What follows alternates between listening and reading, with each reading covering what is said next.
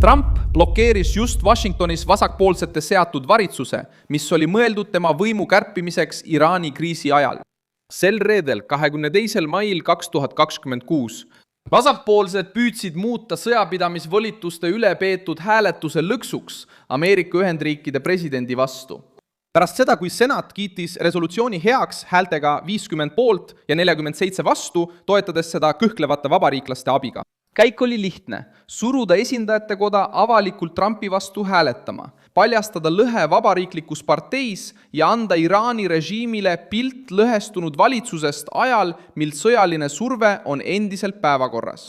Mike Johnson peatas hääletuse enne kui täiskogu oleks saanud selle manöövri lavaks. Ja just siin tulebki esitada küsimus. Kas vasakpoolsed tahtsid sõda ära hoida või kasutada sõda Trumpi nõrgestamiseks? Mida vasakpoolsed üritavad selle hääletuse taga varjata? Miks nõrgestada Trumpi just Iraani ees? Kuidas võiks vasakpoolsete lõks muutuda auhinnaks Iraani terroristlikule diktatuurile? Ma räägin sulle sellest kõigest kohe, aga nüüd tahad sa kindlasti kanalile tellijaks hakata, et olla hästi informeeritud, saada reaalajas infot parima ajakirjandusliku kvaliteediga, Milson Alvese usaldusväärsuse standardi järgi. Resolutsioon oli kavandatud hääletamiseks esindajate kojas vahetult enne seda, kui parlamendi liikmed lahkusid Washingtonist Memorial Day puhkusele. See püüdis piirata Trumpi sõjalist tegevust Iraani vastu ja sundida valitsus tuginema kongressi ametlikule loale operatsiooni jätkamiseks. Manööver sai hoogu juurde, sest 2 päeva varem võttis senat vastu sarnase meetme häältega 50 poolt ja 47 vastu, kusjuures 4 vabariiklast ühinesid demokraatide enamusega. Ja John Fetterman oli ainus demokraat, kes oli resolutsiooni vastu. Vasakpoolsed nägid selles poliitilist võimalust. See polnud ainult tehniline arutelu põhiseaduse, sõja või sõjalise loa üle. Eesmärk oli tekitada Trumpile avalik kaotus, näidata lõhet vabariiklaste baasis ja luua ülemaailmne pealkiri, mis ütleb, et Ameerika Ühendriikide president kaotab kontrolli omaenda välispoliitika üle. Just Seal astuski Mike Johnson kriisi keskmesse. Esindajatekoja spiikrina eemaldas ta hääletuse päevakorrast ja lükkas otsuse juunisse. Takistades, et täiskogu kasutataks Valge Maja nõrgestamise näitamiseks. Trumpi vastane meedia nimetas seda otsust taganemiseks. Demokraadid nimetasid seda arguseks, kuid võimumängu mõistjatele on tõlgendus palju otsesem. Johnson nägi, et hääletust kasutatakse lõksuna ja peatas mehhanismi enne kui see käivitati. Hääletus ei toimuks vaakumis.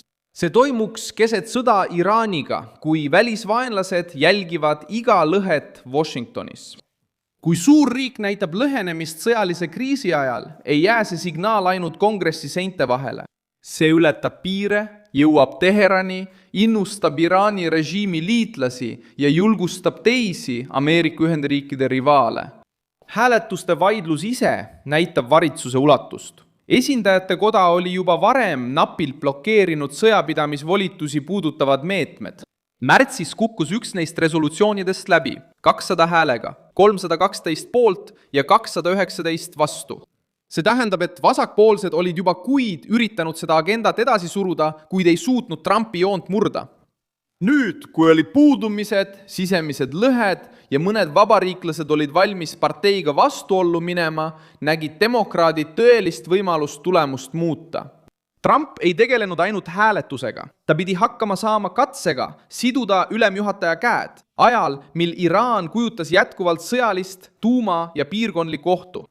Iraani režiim ei jälgi sellist arutelu nagu põhiseadusõiguse loengut. Nad loevad seda kui jõu või nõrkuse märki. Kui esindajate koda oleks tol hetkel sõjajuhtimise vastu suunatud resolutsiooni vastu võtnud, oleks välismaailmale saadetud sõnum olnud karm. Ameerika kongress püüab võtta presidendilt võimu ära keset vastasseisu. Vasakpoolsed teavad seda. Seetõttu kiirustasid nad hääletust etenduseks muutma. Demokraatide saadikud avaldasid saalis survet, nõudsid selgitusi, süüdistasid vabariiklasi põgenemises ja kordasid, et sõda mõjutab ameeriklaste rahakotti. Jutt kallist bensiinist, kallist toidust ja sõjakuludest toimib emotsionaalse appellina. Kuid selle kõne taga oli väga konkreetne katse võtta Donald Trumpilt manööverdamisruum ära.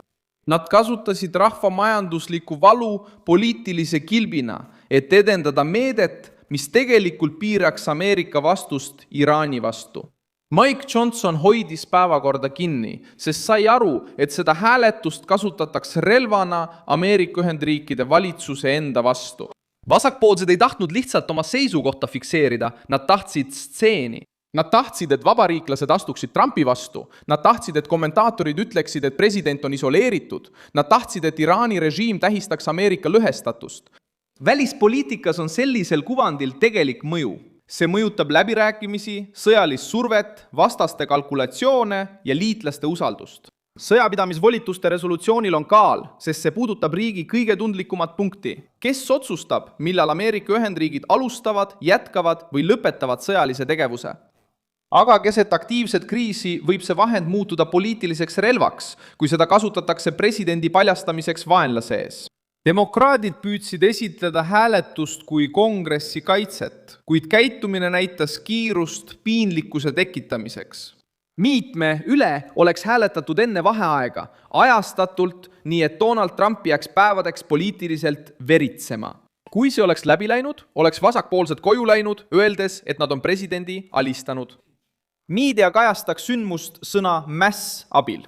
Iraan võidaks aega, narratiivset eelist ja enesekindlust. Johnson katkestas selle tsükli enne, kui operatsioon lõpule jõudis.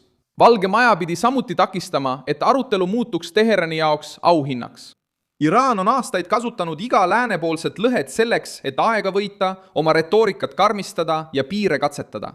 Kui Iraani režiim näeb Ameerika Ühendriikides sisemist arutelu vägede väljaviimise, sõjalise loa või piirangute üle, tõlgendab ta seda kui võimalust.